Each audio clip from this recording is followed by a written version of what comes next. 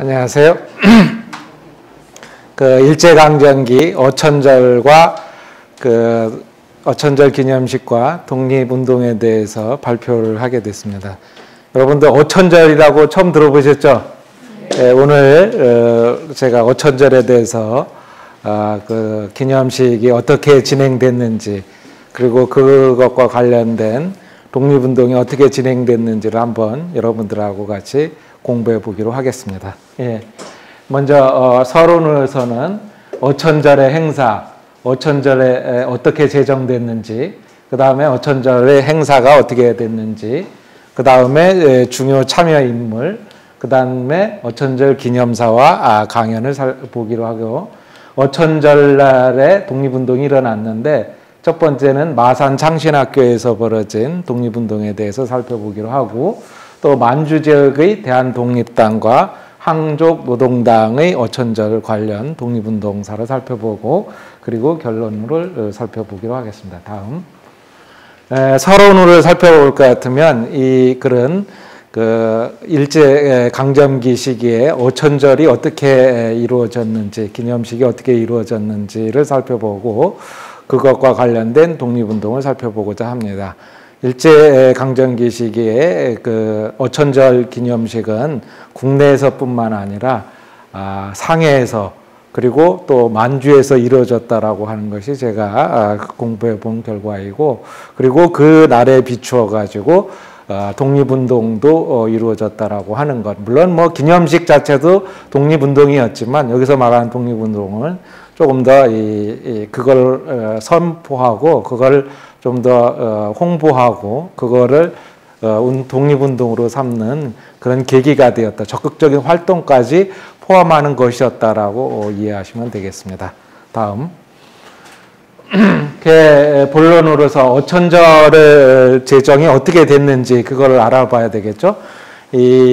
뭐냐면 5대 종지 포명서, 나철 선생께서 일본을 갔다 오시면서 백두산에서 파견하신 선생님들을 만났죠. 두일백 선생이라는 분을 통해서 이제 5대 종지 포명서에서 그 책을 받았는데, 여기에 이제 개국하고 군주가 되어 통치한 것이 90년, 정유년 2244년이 되자 신의 공적을 거두고 하늘나라로 오르셨다. 그 승어천부에서 요 두 글자를 따서 어천이다라고 얘기를 하게 됐습니다. 그리고 이제 신사기를 보면 개국 93년에 일이 완성되어서 경자년 BC 2241년에 3월 15일 날 단제께서 당군 왕건께서 아사달로 들어가셔가지고 다시 신이 돼서 하늘로 돌아가셨다라고 하는 것이 신사기에 나옵니다. 그래서 대종교는 1910년 음력 3월 15일 날, 양력으로는 1910년 4월 24일 날 첫 어천절 기념식을 했습니다. 그거를 여기에서 보이는 것처럼 정유년으로 할 것인지 그 다음에 경자년으로 할 것인지 토론을 한 결과 신사기의 내용이 맞다래 가지고서는 그래서 그 경자년으로 BC 2241년으로다가 정했다라고 하는 거고, 어때요? 음력 3월 15일로 정했다는 거예요. 그래서 제가 이 어천절 기념식 강연을 하게 된 게 올해가 무슨 해죠? 경자년이었다라는 거예요. 야, 이거 진짜 이 단군 할아버지께서 진짜 우리를 돌보아서 이날 하게 됐다라는 것이 더욱 뜻깊습니다. 오늘 코로나가 유행하는 관계로 많은 분들이 참석을 해주지 못했지만 그래도 그 단군 할아버지가 돌보아 주심을 얻었다라고 하는 걸 참 새삼 또 강조하게 됩니다. 다른 한편 한단고기 단군세기에서는 경자년, 여기서도 경자 93년에 기원전 2241년 단군께서 버들궁전에 계셨다가 3월 15일 봉정에서 붕어하시고 모두 그래서 단기를 받들며 조석으로 앉아 경배하고 추모하였다라고 하는 기록이 나타납니다. 그러니까 신사기에도 나타나고 그 다음에 여기에도 나타난다고 합니다. 다음 그래서 나철은 1910년 10월 18일 날 의례 규례 발표안을 제정해가지고선 어천절 예식을 경하식이라고 부릅니다. 경하식. 물론 개천절도 경하식이라고 식순을 설비, 회집, 원도, 신가, 하사봉독, 축하사봉독, 송가, 신가라는 거 하는 거고 그 포고, 천악, 음악을 연주하는 거고 원도 그런 어떤 기도를 드리는 거, 제사 공향, 제사를 드리는 거 영 순으로다가 결정을 했는데 나중에 이 영을 보니까 주로 천도교 기념관이라든가 아니면 각황사, 지금 조계사 여기에서 이제 영에서 이제 같이 모여가지고 강연도 하고 또 이제 리셉션 비슷하게 했더라고요. 그래서 이 양반들이 굉장히 그 강연만 하고 제사만 드리는 게 아니라 같이 즐겨서 음악도 하고 서양식의 그런 저기를 했다라는 걸 알 수 있습니다. 다음.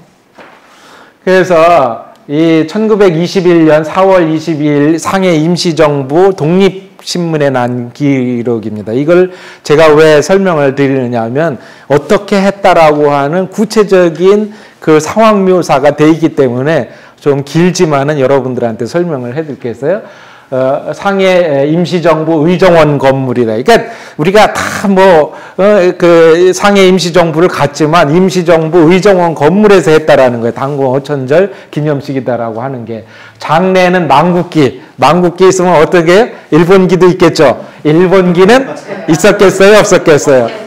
하고 찬란히 꾸며 있고 정면에는 화환들이 홍련에 어천절이라 쓴 금자폭이 걸려서 그러니까 화환들이 있고 거기에 어천절이라고 하는 것이 있고 폭 좌우에는 어떻게 태극기가 걸려 있고 오른쪽에는 가마고이 이게 이제 우리나라 옛날 우리나라 고라래요. 높은 언덕에다가 왼쪽에는 도가오소 길이 사념한다라고 하는 것이 위쪽에는 꽃무늬 홍단에다가 금자로 한배검 이렇게 글자를 편액이 존엄하게 걸려 있고 단상의 높이 미려한 꽃바구니가 이제 이렇게 반대로 해서 그림자를 비춰서 찬란한 옛 신시를 보는 것 같았다. 왜 그 삼국유사에 나오는 신시 나오죠. 그리고 또 정랑까지 넘쳐서 이제 이렇게 딱 이게 뭐죠? 이렇게 그 회랑이 있을 거고 거기에 사람들이 정숙한 데 있어가지고 한배님의 옛 크신 은덕을 사모하고 비통과 참개의 정을 못 잊어 혹은 고개를 숙이고 앉았으며 혹은 활기 없는 얼굴로 석상과 같이 단 정면을 향하고 있었다. 그래서 이 양반들이 그 임시의정원에다가 어떻게 해요? 큰 위에다가 한배검이다라고 하는 뭐라고요? 큰 글씨를 쓰고 가운데 태극기를 놓고 그 다음에 여기 가마고이 도가우소로라고 하는 저기를 붙이고 앞에다가 뭐죠? 화환을 놓았다라고 하는 걸 이걸 알 수가 있었다라는 거예요. 그러니까 이 분들이 그러니까 이런 게 별로 없어요. 그러니까 우리나라에도 뭐 동아일보라든가 조선일보 기록에도 있는데 오로지 독립신문에만 이렇게 자세하게 단상을 묘사해 놨다라고 해서 나중에 요게 선정의 그 건물 거기 사당에도 이렇게 했으면 참 좋겠다라고 하는 생각이 들어가지고 우리 임시정부에서 이렇게 했다라는 걸 제가 보여드렸습니다. 다음.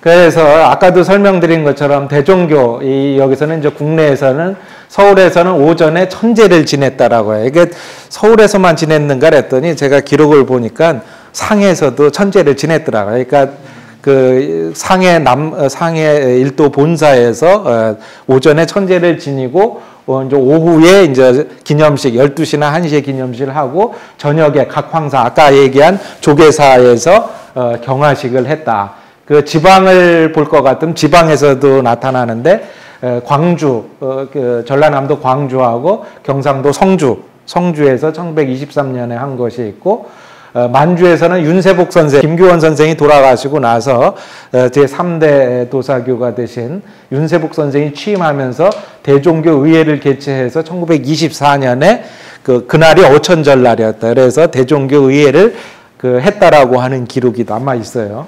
그 다음에 이제 대종교라고 대종교 말고 단군교라고 하는 게 있는데 거기에서는 단군교 본사에서 거행을 했다. 그러니까 대종교하고 단군교 둘로 나눠서 했다라고 하는 이건 이제 나중에 이제 좀 더 자세하게 설명드리겠습니다. 다음. 이제 그 상해의 일을 보면 1920년에 보면 김가진 선생, 우리 동농 김가진 선생 유명하시죠? 김규식 선생, 박은식 선생, 그리고 신가를 이화숙이라고 하시는 분이 사셨는데 제가 논문에 보면 이화숙이 대한 애국 부인에 대해서 애족장도 보인 게 나타나더라고요. 그리고 조항구 선생, 신규식 선생들이 참여했다라는 걸 알 수 있고 1921년에 홍진 선생, 우리 그 입법회의 의장을 하셨던 홍진 선생, 신규식 선생, 조항구 선생, 김원식 선생, 조항구 선생, 그 다음이 누구? 이승만 대통령이 참여해서 이따가 보시겠지만 그 찬양사를 한 게 나와요. 그걸 여러분들하고 같이 읽어보고 1924년에 남북한 통틀어서 중도파의 길을 걸으신 여운형 선생이 참석을 하셨고 조항구 선생이 참여했다라고 하는 그런 기록이 있습니다. 그래서 이런 기록들을 제가 그 독립신문에서 찾아가지고 한번 여러분들한테 설명을 한 겁니다. 다음. 그 다음에 이제 인물들을 보면 1921년에 동아일보 사장을 역임하신 고아 송진우 선생이 있고, 그 다음에 대종교의 중요한 인물인 박일병 선생. 다 이분들 대한민국 애족장 내지는 대한민국 건국훈장들을 받으신 거예요. 1923년에 성주에서 인물이 나오는데 성세영 선생, 송수근, 유수영, 이병규, 요 분은 이름이 빠져 있고 송규선, 박상인 이런 분들이 있어요. 그러니까 이런 분들의 성주에서 대종교 5천절 기념식을 했다라고 하는 게 나오거든요. 그래서 그래서 제가 일일이 그분들을 이제 그 독립 공훈을 어떻게 받으셨는가라는 걸 제가 논문에서 다 밝혔거든요. 그래서 다 1990년도에 이분들이 다 아까 얘기한 건국 훈장이라든가 애족장이라든가 이런 것들을 다 받았다라고 하는 거예요. 그러니까 이런 것 자체가 쉽게 말하면 일제시대에 굉장히 힘든 일이었고, 이 한 번의 행사로 나타나지만 이 사람네들은 늘상 해오던 일이었고, 이런 것들이 뭐라고요? 독립운동의 기반이 되었다라고 하는 거예요. 그러니까 이런 행사 하나만을 통해서 이 양반들의 그런 애국 정신을 이제 볼 수 있지 않았을까. 예, 다음. 아까 얘기한 이승만 대통령의 찬양사. 그러니까 우리가 이승만 선생이 그 당시에 이제 상해 임시정부가 이제 했을 때, 그때 이제 처음으로다가 이제 왔을 때, 그때 이제 어천질 기념사만 하고, 그리고 나서 이제 탄핵돼서 이제 다시 미국으로 가세요.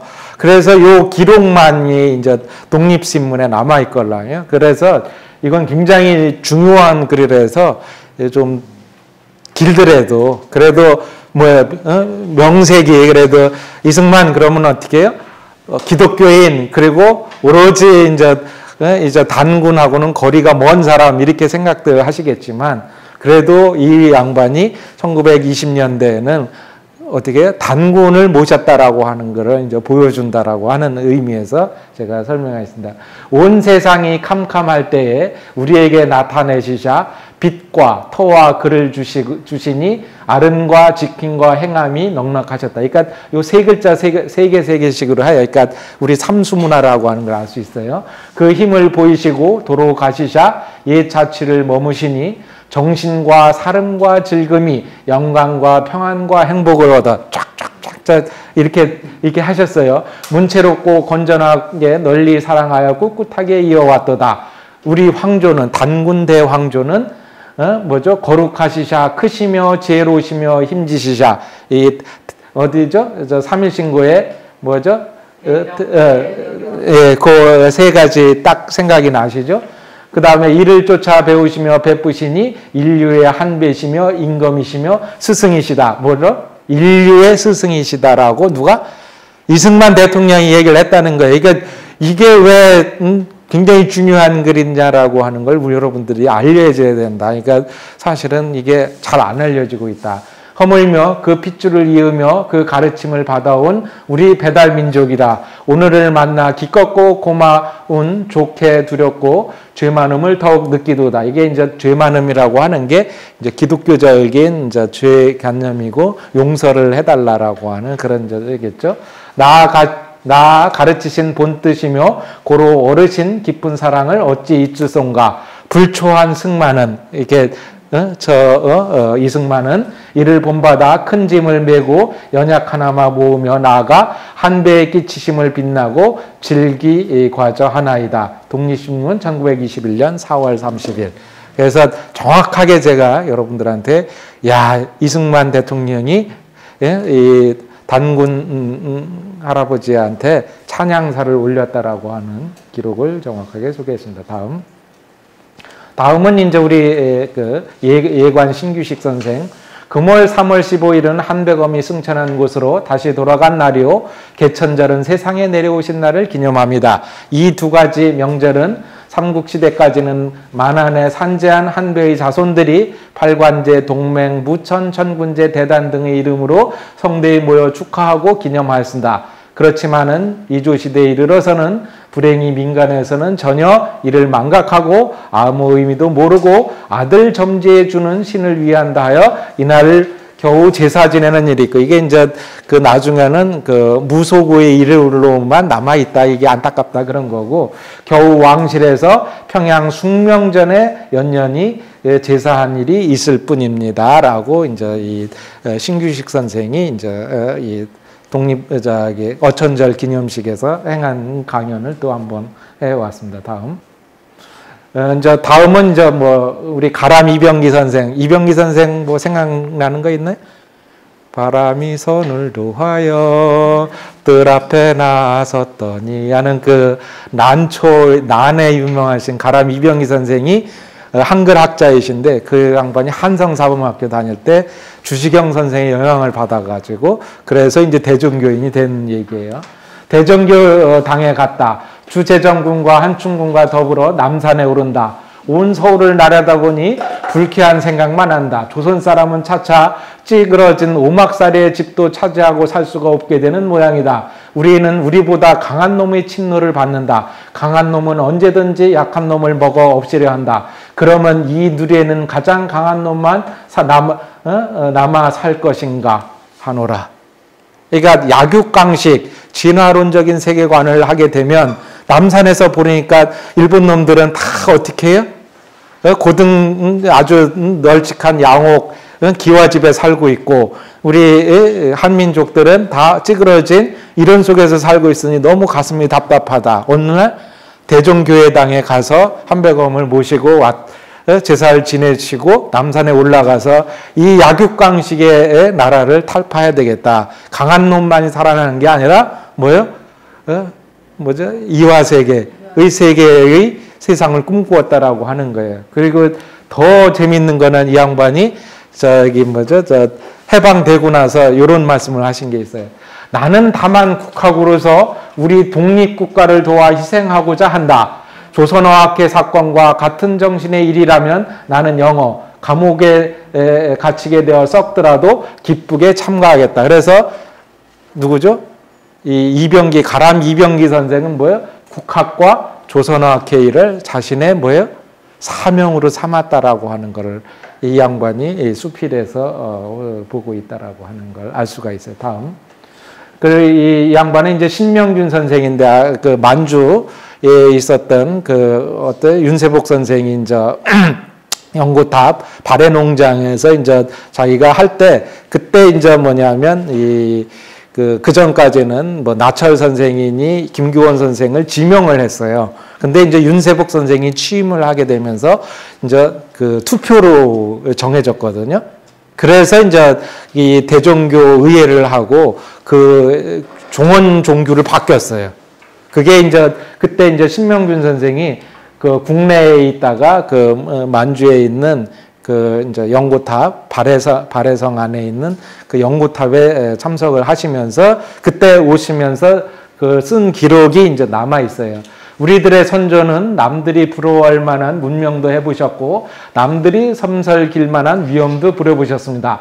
이처럼 온갖 자랑과 호령을 부리시던 땅은 이 반도보다도 저 넓고 넓은 남북 만주와 시베리아 땅이었습니다. 그러니까 우리 민족의 땅이 우리만 있는 게 아니라 남북 만주 시베리아 땅까지 다 걸쳐 있었다, 이런 얘기겠죠. 5,000년 동안이나 되는 오랫동안에 자자손손이 살던 곳이니 끼쳐놓으신 자친들 얼마나 많았겠으며 사라진 자친들 또 얼마나 많았겠습니다. 그 중에 혹은 단군 때의 무엇이니 부여의 무엇이니 발해의 무엇이니 고려의 무엇이니 하여 말로만 남아있고도 있고 혹은 좌치만 겨우 붙어 남아있는 것도 있었습니다. 그러니까 그 당시에 이제 그런 좌치만 남아있고 그게 너무 안타깝다라고 하는 게 이제 만주를 갔다 와서 느낀 소감이에요. 그 다음.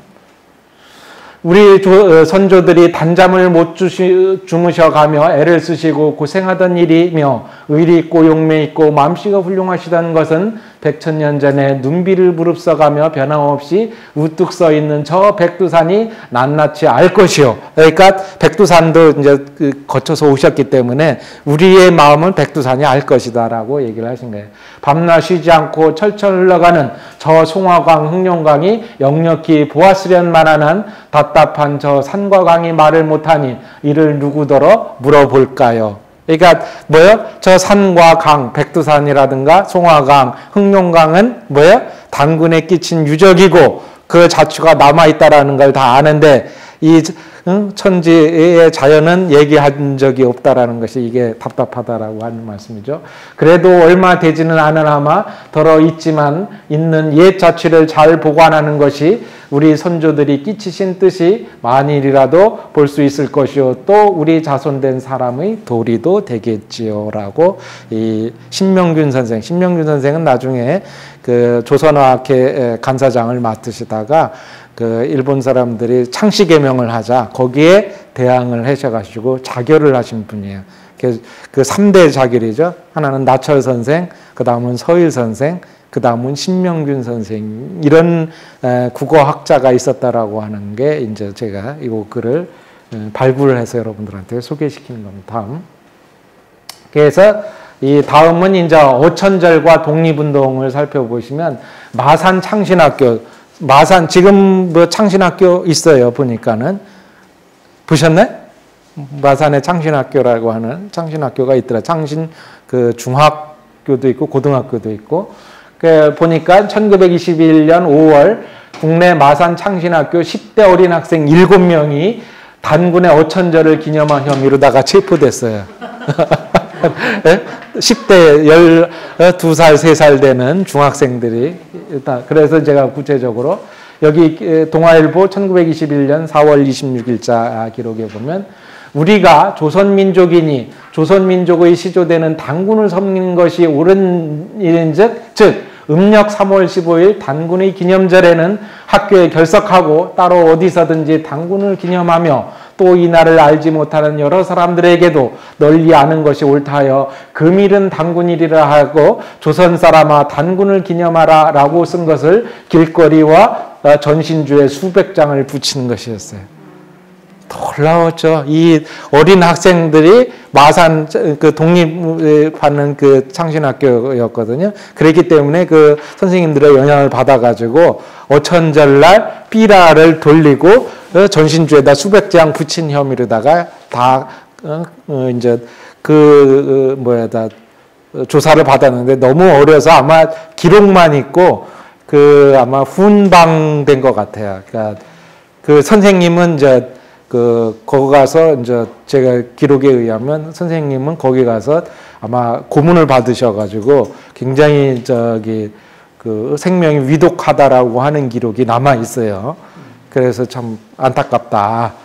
이런 거고 이분들 그 7명의 어린 학생들도 이름이 있는데 그분들은 독립 저기를 받았는가 그랬더니 받지를 않았어요. 근데 참 안타깝게도 이 창신학교에 대한 연구들은 많더라고요. 보니까 이제 마산 지역에서 그쪽에 이제 창원에 있는 창원대학 쪽에서 연구들을 하고 앉아 있는데 유감스럽게도 이건 빼놨어요.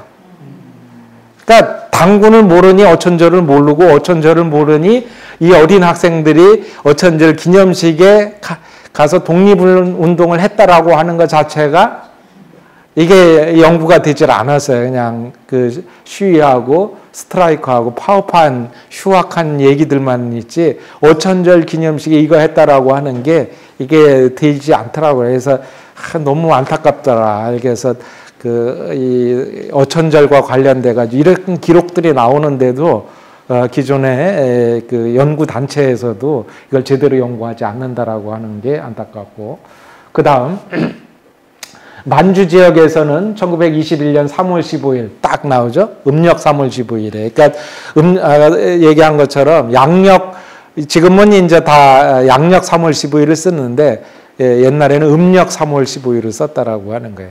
음력 3월 15일 어천절날 대한독립단이 결성되었다. 대한독립단은 3.1운동 이후 국내에서 만주로 건너오는 청년들이 수십만에 달하자 1919년 3월 15일 날 단군 어천절을 기하여 만주 각 지역에 산재한 단체들이 모여 조직한 단체였다. 만주 지역에서 활동하던 의병대장, 유림순회, 보약사 대표, 향약계, 농무계, 포수단 총 560명이 만주 유아원 3원보 기억이 나시죠? 어디에요? 군관학교,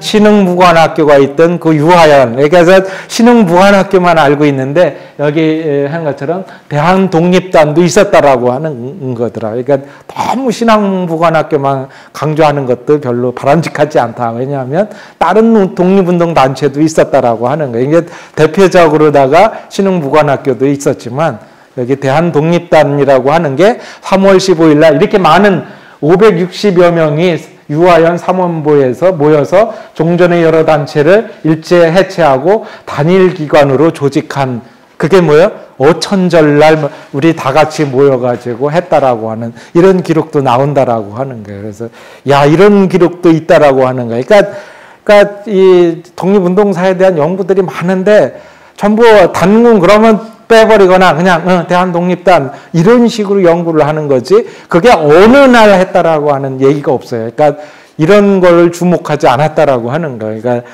그만큼 그 독립운동사에서 단군이 끼치신 역할이 큰데도 불구하고 우리나라 역사에서 이렇게 되지 않았다라고 하는 게 너무 슬픕니다. 다음은 한족노동당의 이름도 딱 이거 사회주의 냄새가 폴폴 나죠. 한족노동당에서 국어교과서를 만들었는데 그 내용은 뭐예요? 우리나라 경축일 중 개천절이 제일 크고 개천절은 음력 10월 3일입니다. 다음으로는 단군이 탄생한 날로 우리나라 최초의 임금이 탄생한 날입니다. 음력 3월 15일은 어천절입니다. 그러니까 한족노동당이라고 하는 단체에서 국어교과서를 만들었는데 그 국어교과서에 개천절 다음 날은 뭐라고? 어천절이었다고 분명히 소개하고 있다라고 하는 거예요. 그리고 양력 8월 29일은 국칠인이 우리 대한민족인 사람들에게 수많은 치욕을 준 것으로 가슴에 못을 박았습니다. 양력 3월 1일은 독립선언 기념입니다. 그래서 개천절, 어천절, 국칠, 3.1운동, 3.1절, 해서 4대 기념식을 지냈다라고 하는 게 어디? 한족노동당, 사회주의 단체에서도 우리가 단군에 대해서 이러한 그 역할을 했다, 이거를 알 수가 있습니다. 결론. 그래서 개천절이 단군이 조선을 개국하고 문명화를 이루었다는 것을 기념하였다면 어천절은 단군이 죽어 소멸하지 않고 하늘로 돌아간 것을 기념한 것이라고 할 수 있습니다.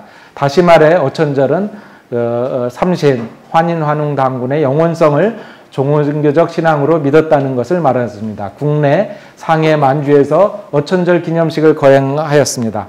대청교 또는 단군교 신도들만의 행사는 아니었다라고 하는 것을 우리가 알 수 있다라고 합니다.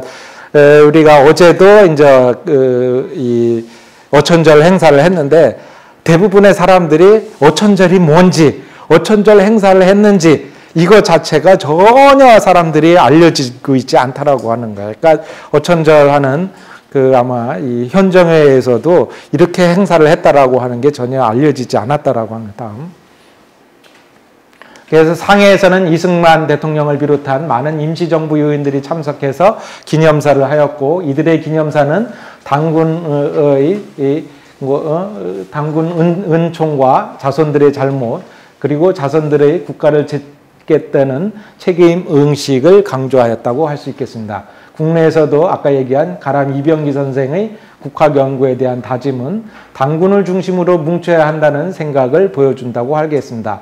또한 만주 지역을 갔다 온 신명준 선생은 만주를 비롯한 북방 영토가 우리 민족의 영토임을 주장한 것이다. 그래서 이 어천절과 관련을 해가지고 이런 기념식과 독립운동이 있었다라고 하는 걸 알 수가 있겠습니다. 다음. 그래서 어천절에 벌어진 마산 창신학교 학생들의 선전운동, 만주 지역에 대한 독립당과 한종노동당의 독립운동은 일본에 맞서서 독립운동단체가 하나로 통합하는 기림을 강조한 것이며 이는 앞으로도 재조명해야 될 것으로 생각됩니다. 다음. 그래서 단군 할아버지는 7천만 동포의 가슴에 오랜 정서로 살아계십니다. 종교적인 이유로 단군을 부정하는 것은 신앙의 자유가 아니라 정신의 식민 상태라고 볼 수 있습니다. 단군은 우리 한민족의 피와 혼의 상징입니다. 다음. 단군의 홍익인간 정신은 나라가 융성할 때는 예술론으로 살아나 신선도, 풍류도, 화랑도 등의 사상으로 발전했고 민족의 순환기에는 호국의 정신으로 일자침략기에는 독립운동을 전개하는 민족의 구심점으로 피어났다고 할 수 있습니다. 우리 민족의 무의식 속에 배달민족으로서의 자부심과 홍익인간 정신이 꿈틀대고 있었기 때문에 가능한 일이다. 이렇게 여러분들 이해하시면 되겠습니다. 이상입니다. 감사합니다.